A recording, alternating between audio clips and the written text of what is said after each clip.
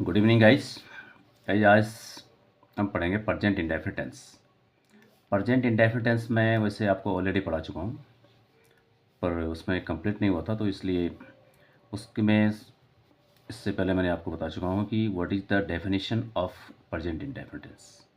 तो वर्बली मैं आपको बता दूँ प्रजेंट इंडेफिनिट टेंस किसे कहते हैं। प्रजेंट इंडेफिनिट इस टेंस में किसी कार्य का वर्तमान समय के अनिश्चित समय में होना पाया जाता है।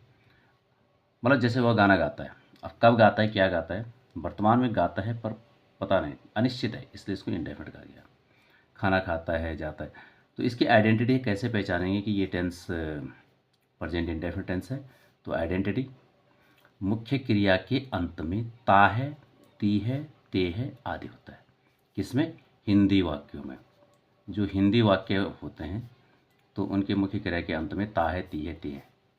जैसे खाता है, जाता है, आता है, बोलते हैं, चलते हैं, फिरते हैं, ता है, ती है, ते है होगा तो समझ जाइए that is present indefinite tense. This is identity. इसके बाद मैंने एक जनरल रूल बनाया है और उसको इससे पहले वाली वीडियो में आप देख सकते हैं, डिटेल्स से मैंने उसमें दिया हुआ। और यहाँ फिर संक्षिप्त में once again, rule number 1, affirmative sentence. Affirmative sentence कैसे बनता है प्रेजेंट इंडेफिनिट टेंस के? स्वीकारात्मक वाक्य। तो इसका फॉर्मूला है, सबसे पहले हम सब्जेक्ट का प्रयोग करेंगे। सब्जेक्ट कौन होते हैं? ही इज, नाउन और प्रोनाउन, यानी ही, she, it, I, we, you, दे, जो भी काम करने वाला होगा दैट इज सब्जेक्ट। प्लस उसके बाद हम यूज करेंगे मेन वर्ब की first form, main verb, M V, M for main, V for verb, main verb first form. ठीक है, और प्लस उसमें जोड़ेंगे यस या E S, S oblique E S, या तो एस जुड़ेगा या तो ई एस जुड़ेगा, और प्लस ऑब्जेक्ट, कर्म, काम कहाँ हो रहा है, क्या हो रहा है। ठीक है, तो देखिए, और इसमें किसके साथ एस एस जुड़ेगा, किसके साथ नहीं जुड़ेगा, तो इसके देखिए, यदि, यहाँ पर लिखेंगे इफ या यदि। यदि कर्ता, यदि कर्ता ही हो, सी हो, इट हो या सिंगुलर नंबर हो, एक वचन संज्ञा हो, कुछ भी, गीता, सीता, राम, श्याम, तो उनके साथ मेन वर्ब की फर्स्ट फॉर्म लगेगी और प्लस उसमें यस या ई एस जुड़ेगा ही जुड़ेगा। ओके, और यदि कर्ता आई हो, वी हो, यू हो, दे हो या प्लूरल बहुवचन संज्ञा हो, प्लूरल नंबर, तो मेन वर्ब की फर्स्ट फॉर्म ही लगेगी ओनली, और कुछ नहीं, एस एस नहीं लगेगा। ओके, तो फॉर एग्जाम्पल एज, जैसे ही राइट्स अ लेटर, वह पत्र लिखता है, he writes a letter. They play cricket, देखो वे क्रिकेट खेलते हैं, करता वे है, इसलिए प्ले के साथ एस एस नहीं लगा। यदि यहाँ पर ऐसा होता है कि वह क्रिकेट खेलता है तो ही प्लेज, एस लग जाता, he plays cricket daily. Okay, जैसे आई रीड माई बुक, मैं अपनी किताब पढ़ता हूँ, आई है, एस एस नहीं लगेगा।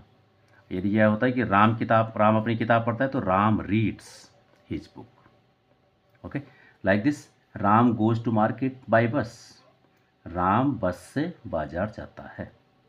या ऐसा होता है कि मैं बस से बाजार जाता हूँ, तब क्या होता, आई गो टू, ई एस नहीं लगता, market by bus. Okay, we sleep at 10:30 PM at night, यानी हम रात को 10:30 बजे सोते हैं, तो स्लीप। यदि ऐसा होता है कि वह रात 10:30 बजे सोता है तो ही स्लीप्स होता। ठीक, सी टेल्स द स्टोरी, वह कहानी सुनाती है। यदि ऐसा होता है कि हम कहानी सुनाते हैं तो we tell the story. Okay, तो like,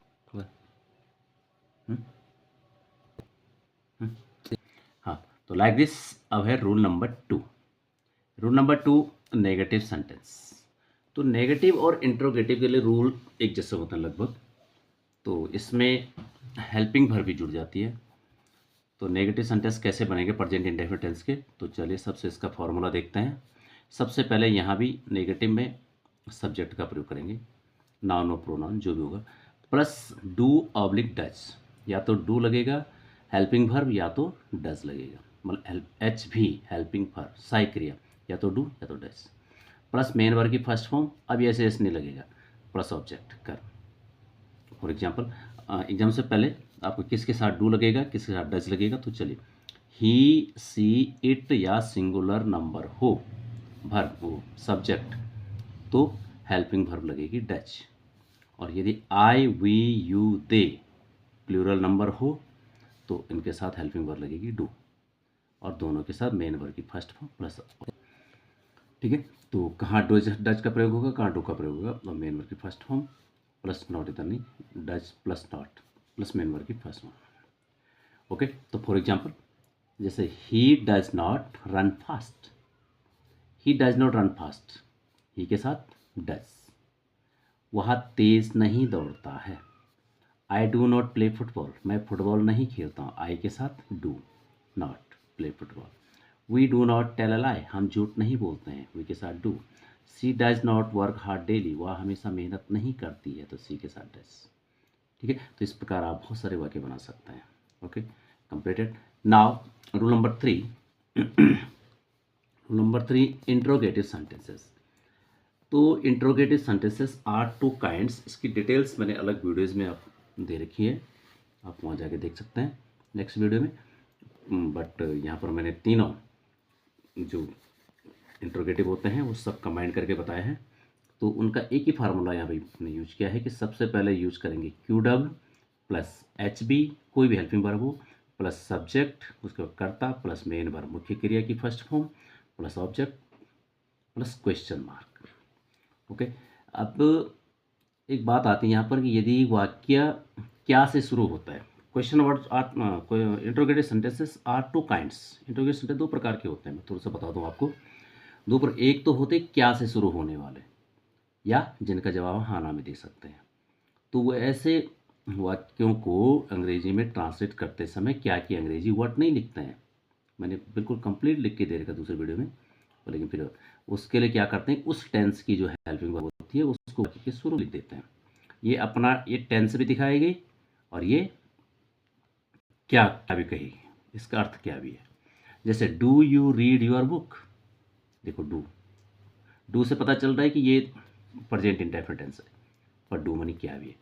do you read your book, क्या तुम अपनी किताब पढ़ते हो, न कि हमने क्या के लिए वट, क्या की अंग्रेजी वट होती है ना, तो क्या जब वाक्य के शुरू में होता है तो वट नहीं लिखते हैं। ठीक है, does she write a letter, क्या वह पत्र लिखती है। Do they know about it, क्या वो इस बारे में जानते हैं। ठीक, ये हेल्पिंग वर्ब है वाक्य सुनो।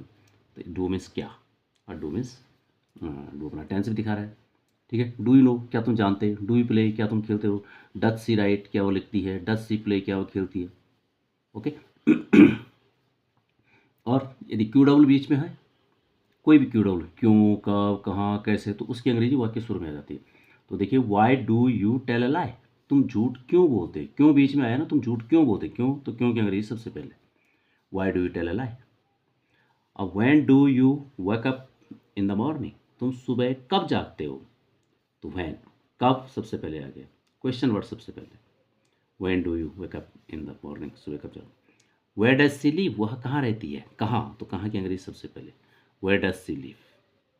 और why does Ram not call you, देखो इंट्रोगेटिव नेगेटिव, इस तो सब्जेक्ट के बाद नोट लगता है, क्योंकि इंट्रोगेटिव तो ही वाई और नेगेटिव ये साथ में। तो why does Ram not call you, Ram तुम्हें क्यों नहीं बुलाता है।